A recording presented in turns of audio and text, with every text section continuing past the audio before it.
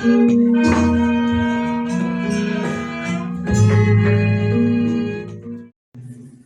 hari ini ingin kami menggunakan kesempatan ini untuk membicarakan satu topik yang sangat krusial,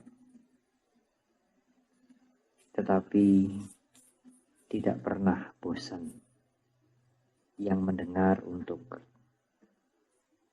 membicarakan atau untuk mengikutinya.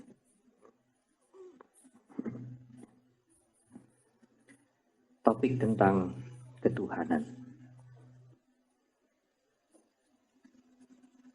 Pernah ada kesalahpahaman, dan juga kalau saudara sekarang membaca tulisan-tulisan yang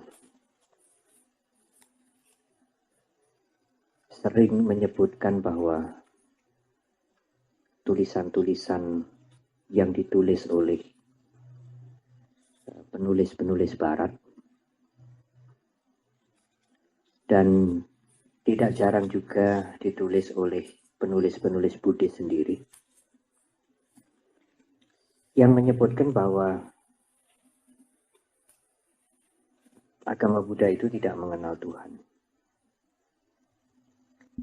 atau ateisme. Ibu, bapak, dan saudara, kita bisa memaklumi mengapa sementara orang mengatakan demikian terhadap agama Buddha. Untuk memudahkan supaya pembicaraan ini tidak menjadi pembicaraan filosofis yang sulit, saya ingin menceritakan satu cerita yang sederhana, tetapi bisa kita membuat analogi dengan masalah mengapa ajaran agama Buddha dikatakan tidak mengenal Tuhan atau ateisme. Dulu, waktu pertama kali pakaian ala barat masuk ke Tibet, sesuatu yang sangat aneh bagi orang-orang di Tibet. Pakaian bawah orang-orang di Tibet itu sarung. Pada waktu orang barat datang ke Tibet membawa pantalon, membawa celana, orang Tibet menjadi heran. Apa ini? Ini untuk dipakai di bawah. Loh, ini rak sarung guling. Digandeng jadi dua. Ibu bapak tahu guling? Guling tahu ya? Ini kan dua sarung guling kemudian digandeng gitu. Masa kita harus pakai sarung guling yang digandeng? Sama seperti di Burma. Saya pernah mendapat kesempatan ke Burma. Dan kalau kita melihat dari pagi sampai sore dalam perjalanan itu, bertemu dengan banyak orang di ibu kota itu, yang memakai celana mungkin waktu itu hanya 2 orang.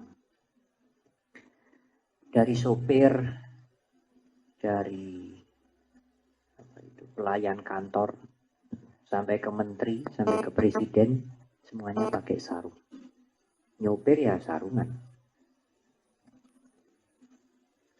Nah, kalau orang-orang barat pulang ke barat, ke negaranya, dia cerita tentang Burma, dia cerita tentang Tibet kepada keluarganya. Dia mengatakan, oh, di Tibet, di Burma itu orang tidak punya celana. Keluarganya akan mengatakan, loh, kalau begitu mereka itu telanjang. Tidak. Mereka tidak punya celana, tetapi mereka tidak telanjang.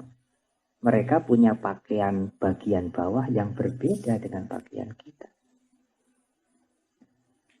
Sama dengan orang Tibet atau orang Burma yang pergi ke barat atau keluar dari negaranya. Di barat mereka tanya sarung atau mau beli sarung mungkin sulit. Karena hampir semuanya memakai celana, pakaian pantalon. Dan kalau mereka pulang ke Tibet, mereka pulang ke Burma, cerita dengan sanak keluarganya mengatakan, di negara barat itu tidak ada sarung, tidak ada orang jual sarung. Apalagi pakai sarung. Kalau kalimat ini tidak dilanjutkan, yang mendengarkan mengatakan, apa orang barat itu telanjang semua? Oh tidak. Pakaian bawah mereka berbeda dengan sarung kita. Mereka tidak punya sarung, tetapi bukan berarti tidak punya pakaian. Sebaliknya, orang-orang Tibet, orang-orang Barat tidak punya celana, tapi bukan berarti tidak punya pakaian, bukan berarti telanjang. Kami ingin menggunakan cerita sederhana ini untuk menjelaskan faham ketuhanan di dalam agama Buddha. Pengertian ketuhanan di dalam agama Buddha amat berbeda dengan ketuhanan atau Tuhan yang sering kita dengar di masyarakat Indonesia ini terutama. Di masyarakat Barat juga. Amat berbeda. Karena berbeda dengan apa yang dia yakini, apa yang dia imani, berbeda. Dia menganggap agama Buddha tidak memiliki apa yang dia imani. Karena itu agama Buddha tidak mengenal Tuhan. Tidak mengenal karena berbeda dengan Tuhan yang dia imani, Tuhan dengan yang dia yakini. Demikian juga masyarakat di Indonesia yang mayoritas bukan umat Buddha. Umat Buddha hanya sedikit sekali dan agama Buddha meskipun dulu pernah berkembang tetapi sekarang menjadi baru. Dan mereka melihat bahwa Tuhan yang mereka imani tidak ada di dalam agama Buddha. Sehingga dia mengatakan agama Buddha tidak mengenal Tuhan. Karena tidak sama dengan Tuhan yang dia imani. Itulah Ibu Bapak Saudara sekalian, banyak orang yang salah paham kemudian dengan serta-merta mengatakan agama Buddha tidak bertuhan, tidak mengenal Tuhan. Ateisme. Karena tidak mempunyai, tidak sama dengan Tuhan yang dia imani. Sama dengan orang Barat yang menganggap orang-orang Burma tidak berpakaian karena tidak punya celana. Tidak punya celana bukan berarti tidak berpakaian. Dia punya pakaian yang tidak sama seperti celana. Agama Buddha mengenal ketuhanan tetapi amat berbeda dengan ketuhanan yang difahami, yang diimani oleh saudara-saudara kita umat beragama lain. Ibu bapak saudara-saudara, memang kalau kita melihat Tripitaka, tidak ada istilah Tuhan di dalam kitab suci Tripitaka. Saya kira di dalam kitab suci Quran juga tidak ada istilah Tuhan. Karena Tuhan berasal dari bahasa Melayu kuno. Bukan bahasa Arab. Bukan bahasa Ibrani. Bukan bahasa India kuno. Ibu bapak. Tetapi kita berusaha untuk memahami lebih dahulu apa yang dimaksud dengan Tuhan dalam pengertian umum. Kemudian kita memeriksa Tripitaka, kitab suci kita, dan kita melihat apa yang dimaksudkan di sana itu, bagaimana dimaksudkan di dalam kitab suci kita. Di dalam agama Buddha Tuhan bukan personal, Ibu Bapak. Apa yang dimaksud dengan personal? Personal itu berpribadi. Digambarkan sebagai manusia. Dan pengertian Tuhan seperti itu tidak didapat di dalam agama Buddha. Dulu agak sulit kami menjelaskan tentang Tuhan yang tidak personal, impersonal. Karena sulit memahami itu, sekali lagi, banyak di antara mereka yang dengan gegabah, ya, sembrono mengatakan, oh agama Buddha tidak bertuhan, tidak mengenal Tuhan. Tetapi Ibu Bapak, baru-baru ini saya dikejutkan dengan ada tulisan di Jawa Pos, bukan koran kecil ini, tanggal 19 Mei tahun ini. Satu wawancara dengan dosen dari Universitas Paramadina, Saudara Budi Munawar Rahman, yang bertanya Saudara Ulil. Saya kenal baik dengan Saudara Ulil. Waktu itu kita bersama-sama pergi ke Jordan. Tulisan ini amat mengejutkan.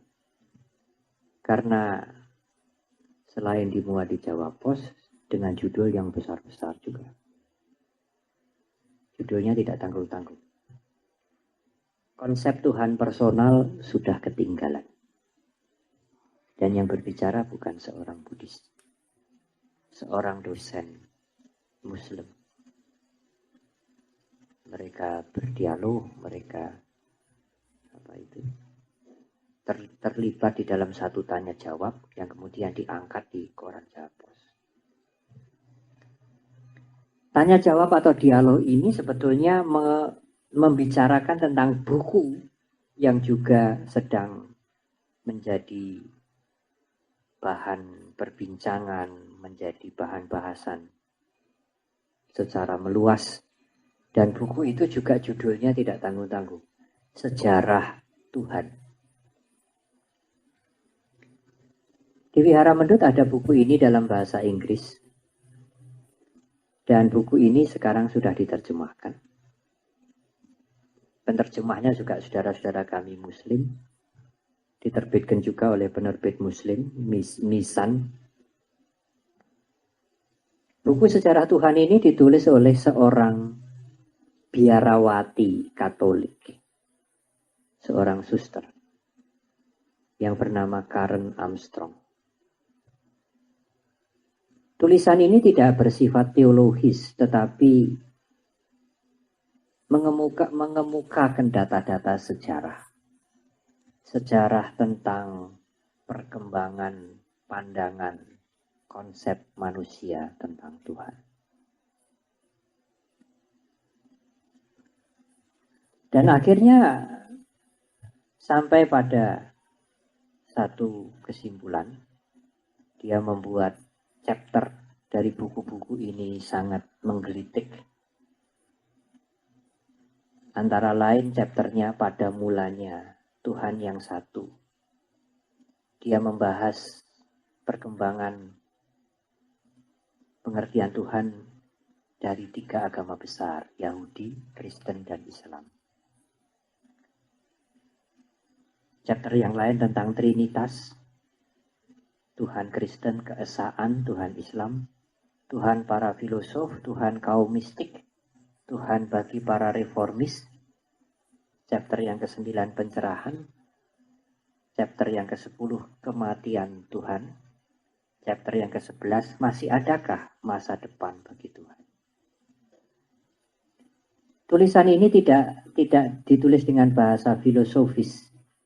Karena Karen Armstrong yang seorang biarawati itu lebih memilih pendekatan sejarah. Mudah dibaca. Meskipun mungkin tidak terlalu menarik bagi mereka yang tidak tertarik dengan hal-hal spiritual, dengan keagamaan dan sebagainya. Ibu, bapak, dan saudara-saudara, membaca ini memang melelahkan. Apalagi tebal. Meskipun sudah diterjemahkan ke bahasa Indonesia. Buku tentang sejarah Tuhan ini, The History of God, sudah diterjemahkan ke 35 bahasa. Tapi kalau saudara ogah membaca buku setebal ini, apalagi urusan Tuhan, saudara baca ini aja, dialog yang di Jawa Pos, 1 lembar. Saya kebetulan membuat fotokopi 30. Ibu bapak saudara yang ingin membaca, ingin mempunyai, silahkan fotokopi sendiri dari yang 30 lembar ini. Saya membaca fotokopi ya. Membawa fotokopi ini 30 lembar. Saya tidak membaca semua, tetapi saya akan membaca beberapa bagian yang memang sejalan dengan pandangan, dengan pengertian ketuhanan dalam agama Buddha. Antara lain, si penanya bertanya, Saudara Ulil, apa yang ingin Armstrong katakan dalam bukunya tentang sejarah Tuhan itu? Dijawab, dalam bukunya tentang sejarah Tuhan itu dia ingin menegaskan bahwa dewasa ini kepercayaan mengenai Tuhan personal sudah tidak cocok lagi. Dan pandangannya itu bukan pandangan yang begitu saja keluar. Ya. Dia melihat bagaimana ide tentang Tuhan itu berkembang. Demikian juga pada saat dunia memasuki abad yang baru ini. Di dalam kata pengantarnya, Karen Armstrong menulis, jika gagasan atau ide tentang Tuhan tidak memiliki keluasan semacam ini karena dia berkembang, niscaya ide itu tidak akan mampu bertahan untuk menjadi salah satu gagasan besar umat manusia. Ketika sebuah konsepsi tentang Tuhan tidak lagi mempunyai makna atau relevansi, ia akan diam-diam ditinggalkan dan digantikan oleh sebuah teologi yang baru. Seorang fundamentalis akan membantah hal ini. Namun, jika kita memperhatikan ketiga agama besar kita, ketiga agama besar yang dimaksudkan di sini adalah Yahudi, Kristen, dan Islam, menjadi jelaslah bahwa tidak ada pandangan yang objektif tentang Tuhan. Setiap generasi harus menciptakan citra Tuhan yang cocok bagi dirinya. Ibu bapak, selanjutnya juga ditulis di sini. Apa yang dimaksud dengan Tuhan personal itu toh? Sesungguhnya Tuhan personal adalah penggambaran bahwa Tuhan itu seperti manusia. Dalam arti memiliki pribadi. Jadi bukan Tuhan prinsip. Tuhan yang bukan personal, yang impersonal itu Tuhan prinsip. Dan Armstrong mengatakan bahwa masa depan Tuhan adalah persepsi kita, pandangan kita tentang Tuhan. Tidak ada masa depan untuk Tuhan yang personal itu. Jadi kalau kita menggambarkan Tuhan itu sebagai person, maka itu sudah ketinggalan untuk generasi yang sekarang ini mulai berkembang. Ada kalimat yang menarik. Dari sini kita akan melihat pendekatan lain, yaitu sejarah. Armstrong lagi-lagi berpesan bahwa selagi kita ingin menggambarkan Tuhan secara rasional dan jelas, semakin jelas kita menggambarkan Tuhan, kita akan gagal total. Jadi kalau ibu bapak mau menggambarkan Tuhan, makin gamblang leng gambar ke itu, makin salah. Tapi ada pertanyaan yang menarik. Jika demikian, Tuhan adalah sesuatu yang tidak bisa dirumuskan. Tidak bisa dirumuskan sepenuhnya melalui rasio manusia. Ya, Tuhan tidak bisa dirumuskan melalui pikiran manusia. Tapi manusia juga ingin berbicara tentang Tuhan. Manusia butuh pengertian ide yang besar itu. Karena itu meskipun tidak bisa dipikirkan, manusia kepingin membicarakan. Lalu bagaimana caranya? Manusia berbicara dengan menggunakan metafor atau analogi. Lantas, bila manusia tetap ingin, ngotot ini artinya ya, menjelaskan Tuhan secara gamblang, semakin gamblang dia menjelaskan Tuhan, dia akan terjerembab ke dalam antroposentrisme. Antroposentrisme itu menggambarkan sesuatu menurut citra dirinya. Mendengar, melihat, memberi, mengasihi, dan sebagainya. Menurut Armstrong, Tuhan yang kita bicarakan itu bukanlah Tuhan yang sebenarnya, tapi Tuhan menurut konsep kita. Dan harus diingat, banyak konsep tentang Tuhan. Yang kita bicarakan panjang lebar tentang Tuhan itu sebetulnya adalah citra kita tentang Tuhan. Bayangan kita tentang Tuhan. Yang kalau kita membayangkan semakin jelas, semakin salah. Dan konsep atau bayangan itu ada banyak sekali. Ibu Bapak, agama Buddha menjelaskan ketuhanan yang esa itu dengan sangat hati-hati. Seperti pernah saya singgung di tempat ini beberapa waktu yang lalu. Agama Buddha cenderung menggunakan kalimat negasi atau nafi, menggunakan kalimat tidak daripada menggambarkan dengan positif. Karena semakin jelas digambarkan, akan tergelincir untuk memanusiakan Tuhan.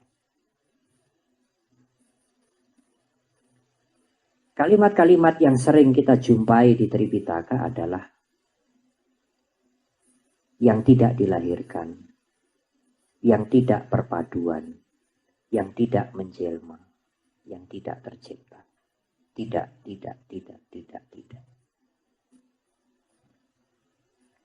Di dalam bahasa Jawa ada ungkapan Tuhan itu tan kena kino yongopo.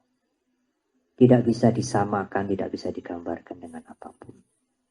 Dan dalam bahasa Pali disebut lokutara. Mengatasi dunia ini. Beyond duniawi. Menarik memang. Mungkin beberapa tahun yang lalu kita tidak pernah berpikir ada buku semacam ini akan terbit. Dan diterjemahkan ke dalam bahasa Indonesia dan menjadi perbincangan sangat luas. Sampai diulas dalam satu dialog yang diangkat di dalam Jawa Pos. Ibu Bapak, ada alasan-alasan sesungguhnya.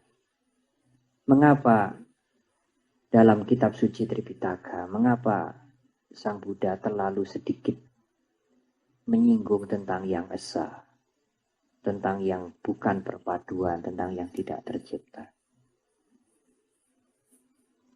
Sulit untuk dibayangkan, untuk dijangkau oleh pikiran kita. Tetapi bukan berarti tidak ada. Adapun dengan tanda petik. Karena kalau saudara tidak terbiasa membaca atau mendengar istilah-istilah filosofis, begitu saudara mendengar simbol atau konsep ada, pikiran saudara akan bekerja. Ada yang seperti apa? Sedangkan di dalam dunia filosofis, di dalam dunia spiritual, apa yang disebut ada amat sulit untuk disamakan ada secara harafiah. Ibu Bapak, pada waktu kami menyampaikan pandangan-pandangan ini di Damaklas di Solo, ada seorang dosen dari Fakultas Sastra UNS yang tertarik. Dan dia kemudian mengundang saya untuk berbicara di Fakultas Sastra UNS. Yang notabene sebagian besar yang mendengar tidak terbiasa dengan pengertian Tuhan menurut agama Buddha.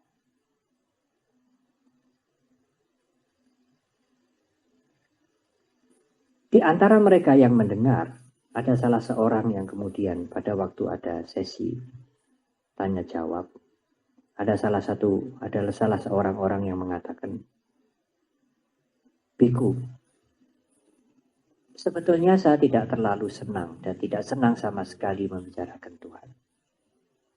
Ya, mengapa seminar atau forum seperti ini dibuka?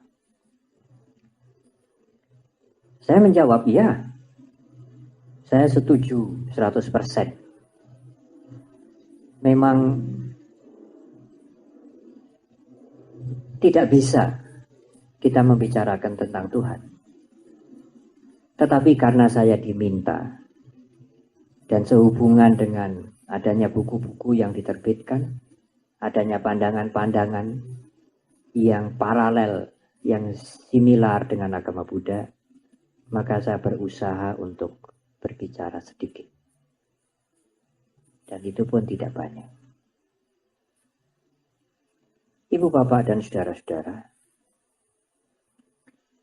amat sulit di dalam kerangka pengertian Dhamma untuk menerima Tuhan personal. Karena di dalam pengertian Dhamma, yang personal itu pasti terkena perubahan. Dan yang asangkata, yang bukan perpaduan, tidak terkena perubahan. Karena itu menggambarkan Tuhan sebagai pribadi, sebagai persona, personal adalah tidak tepat. Ibu bapak, di dalam buku ini juga disebutkan, dibahas. Pada waktu ada peristiwa Auschwitz, di mana banyak orang dimasukkan ke dalam kamar gas oleh Hitler dan mereka dibunuh. Kemudian 2 bom atom meledak, dijatuhkan untuk meratakan Hiroshima dan Nagasaki pada tahun 45. Sampai baja menjadi lumer. Setelah peristiwa itu beberapa tahun kemudian, ibu-ibu yang melahirkan anak-anaknya juga cacat karena pengaruh radioaktif. Ribuan, puluhan ribu, mungkin ratusan ribu. Orang kemudian bertanya, di mana Tuhan? Mengapa peristiwa itu dibiarkan? Pada waktu ada ribut-ribut rame-rame masalah di Ambon, di Maluku, di Poso, orang juga bertanya, di mana Tuhan? Mengapa masalah itu dibiarkan? Beberapa waktu yang lalu ada seseorang yang memberikan komentar. Pada waktu ada peristiwa World Trade Center di New York dihantam dengan pesawat. Kemudian Amerika membalas menyerang Afghanistan. Ribuan, puluhan ribu orang menjadi korban. Di mana Tuhan? Ada satu jawaban yang menyebutkan bahwa, yang berusaha untuk menjawab bahwa ya semuanya itu sudah termasuk skenario besar, sudah termasuk rencana Tuhan. Di balik semuanya itu tentu ada hikmahnya.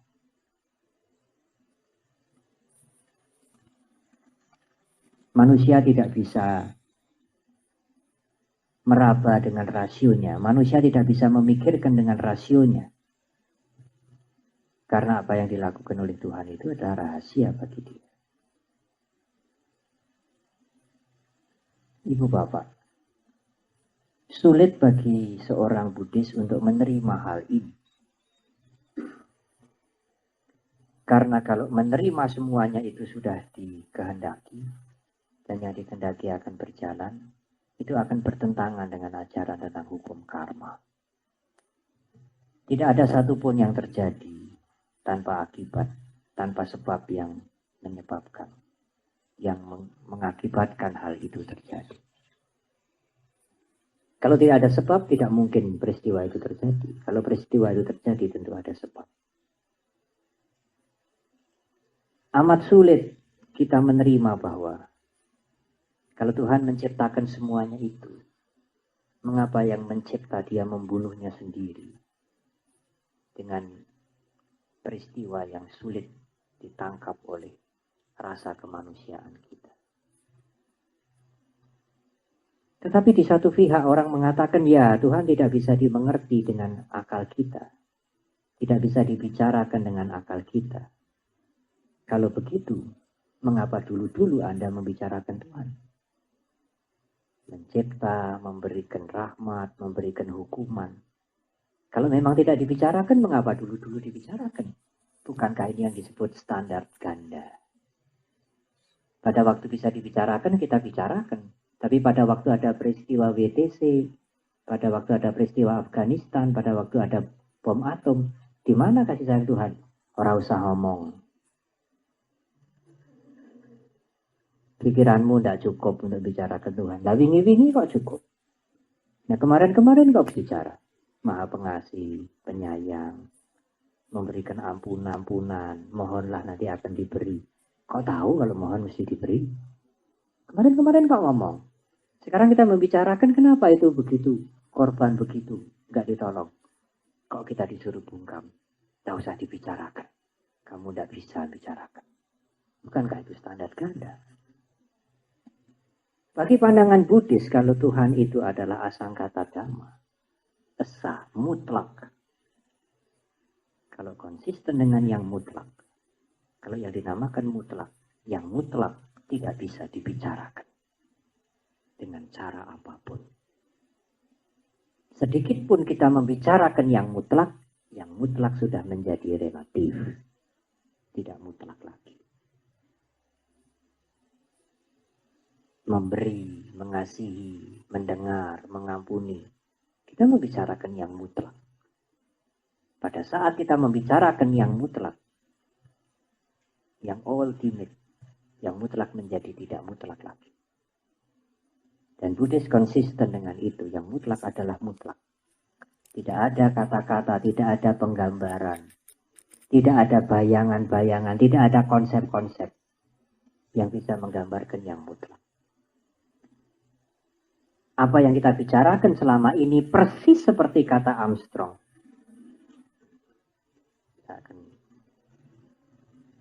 mengulangi sekali lagi. Namun jika kita memperhatikan ketiga agama besar kita, menjadi jelas bahwa tidak ada pandangan yang benar, yang objektif tentang Tuhan. Setiap generasi baru harus menciptakan citra Tuhan yang cocok bagi generasinya. Apalagi dia kemudian menulis. Ini membawa saya di sini adalah penulis buku ini, Karen Armstrong. Ini membawa saya ke titik yang sulit karena Tuhan ini telah terlanjur secara khusus dikenal sebagai berjenis laki-laki. Sorry saja untuk kaum wanita ya. Tidak ada Tuhan wanita. Karena apa? Dalam bahasa Inggris kaum monoteis lazim merujuk kepada Tuhan dengan kata ganti he. Tidak pernah si. Pada masa sekarang kaum feminis dengan sangat sadar menaruh keberatan tentang hal ini. Penggunaan kata ganti maskulin untuk Tuhan ini menimbulkan persoalan dalam sebagian bahasa bergender. Tuhan tidak pernah dibicarakan tidak pernah. Tidak pernah mirip-mirip perempuan, tidak pernah. Hanya mirip kita yang laki-laki. Dan Buddhis tidak tergelincir di dalam pembicaraan seperti itu. Penggambaran seperti itu yang dikatakan antroposentrisme. Menggambarkan dengan citra manusia. Menggambarkan dengan pola berpikir manusia. Ibu bapak, kemudian memang ada pertanyaan. Lalu menurut Buddhis, siapa yang mengatur tertib kosmik ini? Alam semesta ini. Makhluk-makhluk dan sebagainya. Karena di dalam agama lain disebut sebagai Tuhan. Bisakah Buddhis menerima itu? Ya. Tetapi dengan catatan, Tuhan sebagai pengatur itu pun bukan personal. Dia adalah prinsip. Hukum alam. Hukum semesta. Yang tanpa awal, tanpa akhir. Tidak ada yang mencipta, tidak ada yang membuat. berlaku untuk semuanya, diakui atau tidak diakui, dipuja atau tidak dipuja, dia akan jalan sesuai dengan hukum itu.